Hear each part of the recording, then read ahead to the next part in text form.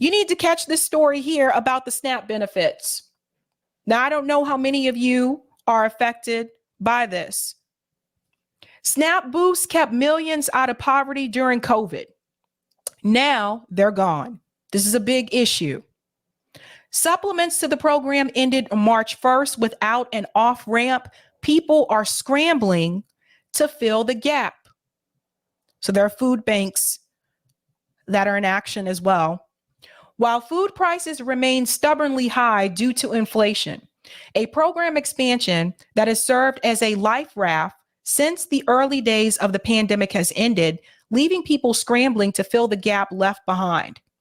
The program, which had increased benefits offered under the Supplemental Nutrition Assistance Program, which is called SNAP, helped millions avoid serious food insecurity despite pandemic-related job cuts, school closures, and other crises.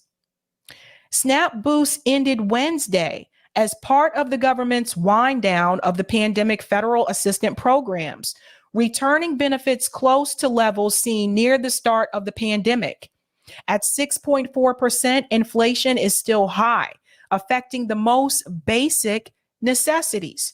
So this is what people have to understand.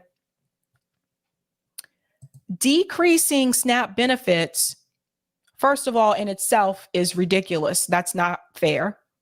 But two, we are still under inflation. The grocery store prices are still high. So now they expect these families, some poor, some are working class, they expect them to be able to buy groceries with less SNAP benefits when they needed the extra SNAP benefits in the first place because of the pandemic. Let's remember, during the height of the pandemic, we weren't dealing with this inflation. So how do they expect these people to be able to live off of this, especially if they have kids? They don't care about poor people. They don't care about working class people, period. Let's go on. On a federal level, many pandemic-era emergency assistance programs have already expired, such as extended unemployment benefits, but other crucial programs, including the SNAP extension and a Medicaid expansion to ensure vulnerable people throughout the pandemic, have continued. Terrible, terrible, terrible. Some states had already closed the SNAP emergency allotment program, but until Wednesday, it was still operational in 32 states, as well as Washington, D.C., Guam, and the U.S. Virgin Islands. The Biden administration agreed to give 2 months notice regarding the end of the federal pandemic-related programs. Let's talk about a 2-month notice. For those who are poor, for those who are working class, what in the hell is that going to do? You give me a 2-month notice. I'm already poor. You give me the 2-month notice. What am I supposed to do with that? What are they supposed to do with that, people? If they're already working 2 jobs, which a lot of them are, and you give them a 2-month notice, what's that supposed to do? Prompt them to get a 3rd job?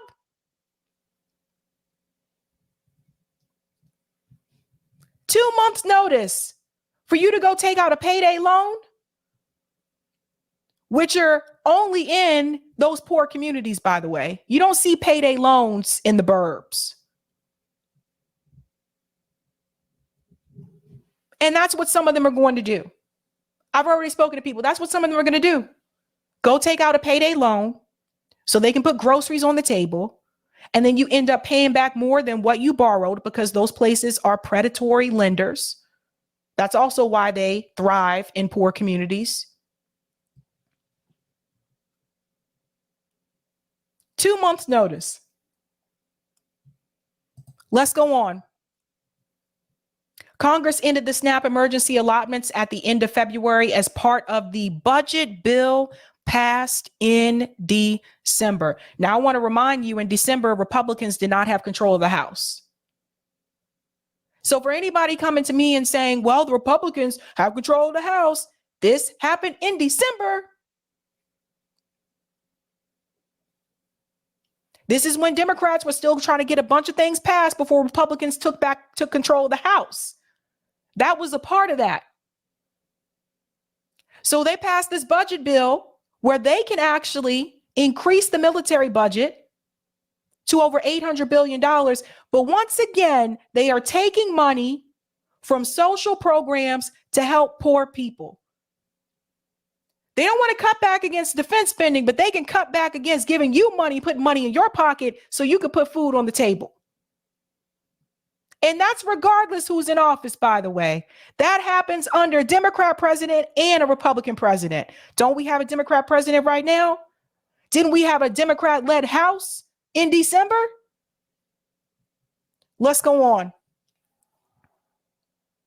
Though other programs, including a commitment to continue a summer meal subsidy program for school children, will continue, vulnerable people, including the elderly and disabled, may not have that kind of additional support. And this brings up the disabled community. The people who can't work. Where are they supposed to get the extra money to continue to buy their groceries? Where are they supposed to get that money from? People say they can get a loan with no job.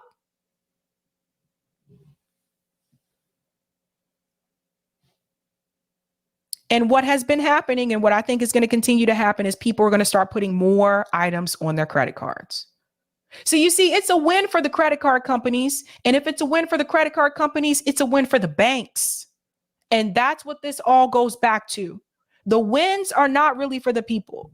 Even when they try to present them in such a way and make you think that you're winning, the ultimate win in the end is for the banks. I know, Lee, groceries are up like 50%. I know. Doesn't matter who's in office. Food prices remain high, even if some costs like rent is coming down. Global, and depending on where you live. It's not coming down here. Global inflation and other factors have pushed up the price of what were once low cost, nutrient dense basics like eggs. So although other budgetary pressures will ease food prices, even for nutritious staples, will consume a large part of SNAP recipients' income.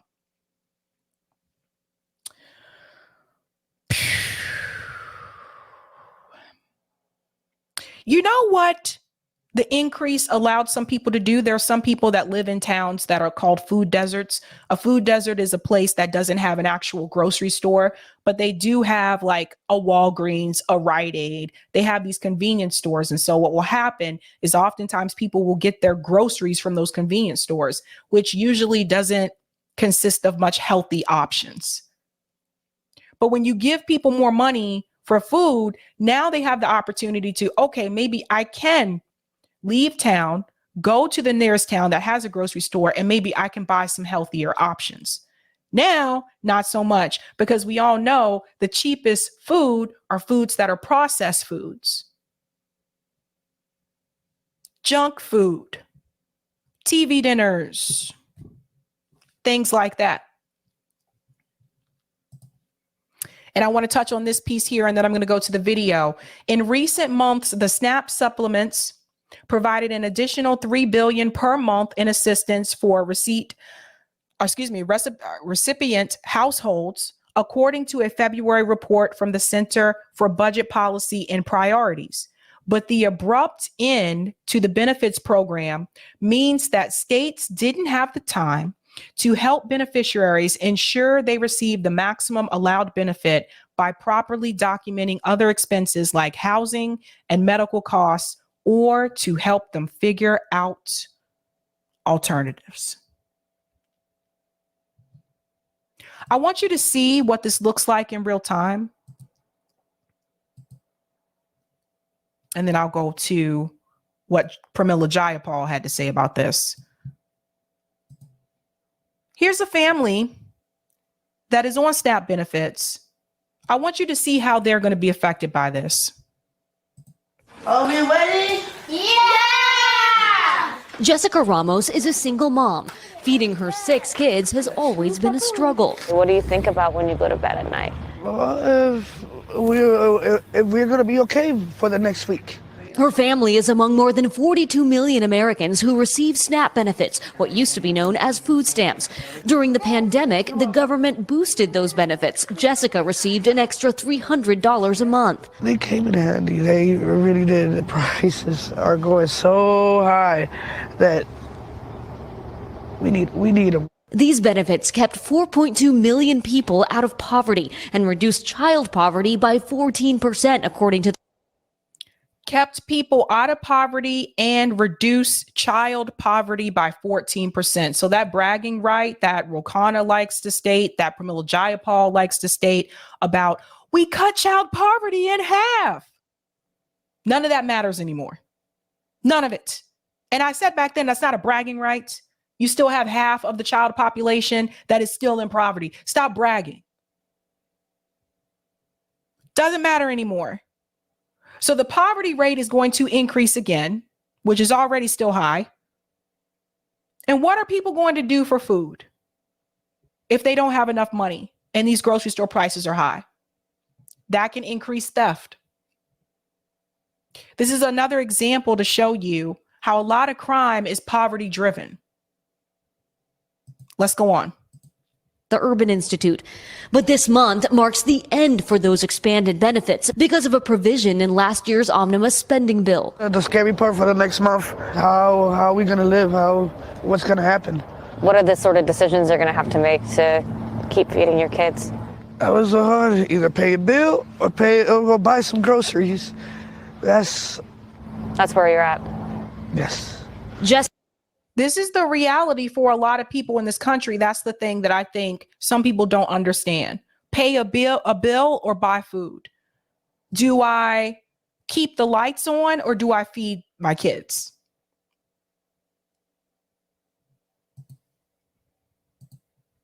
Jessica is not alone. Food banks across the country are preparing for a rise in food insecurity. We have people calling our organization every day looking for more food resources. George Matisic is the executive director of Share Food Program, one of the largest food banks in Philadelphia. He says they've already seen a 70% increase in demand over the last year as food prices have skyrocketed. For organizations like ours, that means having to work round the clock to make sure we're sourcing more food to serve more people. The typical SNAP household will see monthly allotments drop by at least $95. For older Americans and big families like Jessica's, the difference will be hundreds of dollars. The people in Washington who are making these decisions, what do you want them to understand about what life is like for you?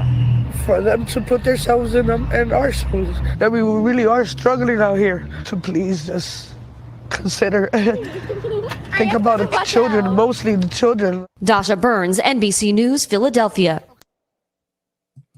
It's really sad feeding her sick. When she says for them to put themselves in our shoes because they don't. Because they don't have to. Because they're not in this situation. They get unlimited sick leave. They don't have to worry about paying for food for the most part. They're not in this situation. That's the sad part. That's the really sad part, that she's sitting there crying and she says, I want them to put themselves in our shoes.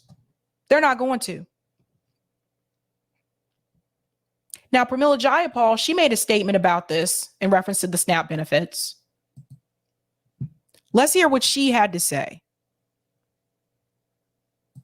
If I can, switching for a moment gears here about the pandemic era expansion of food assistance funding of SNAP benefits, which expired this week, something that was just so crucial and served as a lifeline during the pandemic. How dire is this situation? You're the chair of the Progressive Caucus. This is obviously something that you championed, and I think a lot of people, progressives on the left, championed.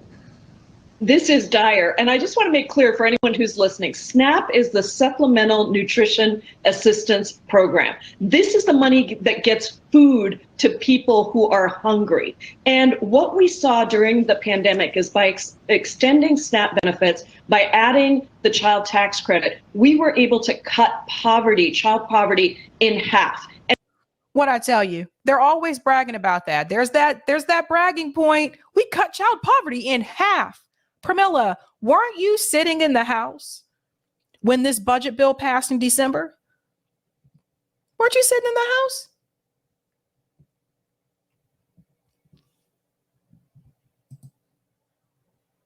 And it made it clear, Eamon, that poverty is a policy choice. Hunger is a policy choice. We have the power to change it, and it's with very little money. I mean, we're talking about, just in my state of Washington, 500,000 people will lose $171 a month. Across the country, 32 million people are going to be pushed onto this hunger cliff. And we know that hunger is already so much worse than it was even pre-pandemic. So this is a horrific thing. Republicans, by the way, in the House are proposing cutting SNAP even further, supposedly to take care of the deficit, when we know that we could raise taxes, as President Biden has proposed, on the wealthiest billionaires and get in enormous amounts of money that would far outweigh anything we would get by cutting these essential benefits to families.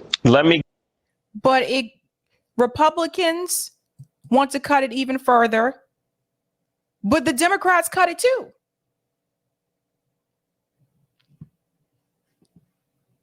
It's just, I don't know how to explain this anymore. I really don't. It doesn't matter. It doesn't matter if it's red or blue. At the end of the day, it is top down, and that is what matters. These people keep their seats in DC by pleasing corporations and by answering to their donors. That's how they get to keep their seats. They don't get to keep their seats by helping the people. Such a mess. I can't with this woman. Get your thoughts as well on this Texas lawsuit that could determine the fate of medication. We'll come back to that another time. But this is something that people need to understand. Even when you look at someone like Pramila Jayapal, she's an actress. She knows the game. She's been there long enough to know. She's from Washington State. Washington State is one of the most expensive states in this country. Seattle's expensive. Now, you from Washington State, Pramila, you want to talk about helping the people. Where are you with Shama Sawant's worker strike back action? Where are you, Pramila? Did you come out over the weekend to support worker strike back? I know you didn't, because if you did, Nick would have said so, because Nick was there. Where are you with that? They repeatedly leave out important talking points. They continue to say, we can do so with very little money. Do so with a lot of money, Pramila. What would be the problem if you used a lot of money to help out the American people in reference to poverty? You have no problem sending a lot of money to Ukraine. But when it comes to the American people, oh, we can do so with just very little money. Now we got to cut down to limitations when it comes to our own people. When it comes to the poverty issue in this country, we got to make limitations when it comes to our people and what we need and what we need and what we want in this country. When it comes to food, when it comes to poverty, we have a limitation. But when it comes to you sending billions and billions of dollars to Ukraine, there is no limitation. The talking point is we will fight till the last Ukrainian. The talking point is we'll continue to give money to them for as long as it's needed. But when it comes to us, we have limitations. Make it make sense.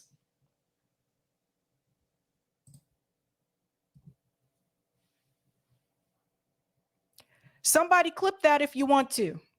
Make it make sense. Call it all out, people. Call it all out. It's right in front of your face.